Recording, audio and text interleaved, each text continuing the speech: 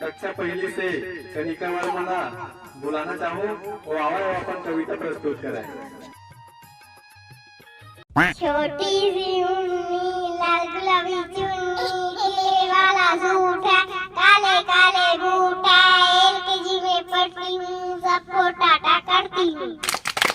एकर पश्चात कक्षा तीसरी से मैं राचीला बुलाना चाहूँ वो आवा और अपन कविता के प्रस्तुति देवे। रेल चली भाई रेल चली sir sir sir sir rail चली एक डिब्बा आराम पार उसमें बैठा नांग साहब के काले टोपी काले से कल्याण जी उछल पड़े हनुमान। अब एकर पश्चात मैं कक्षा पहली से भूपेश वर्मा ला बुलाना चाहूँ वो आवे और अपन कविता की प्रस्तुति देवे।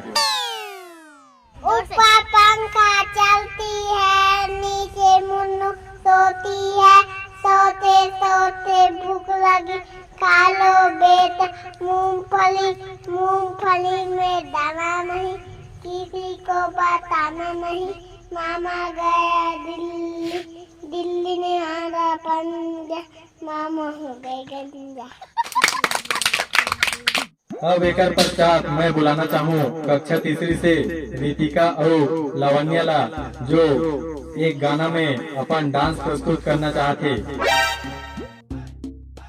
फूल झरे हाथी गोरी फूल कहना बन के फूल झरे हाथी गोरी फूल कहना बन के रतिया पहावे नहीं आँखी मझल के रतिया पहावे नहीं आँखी मझल।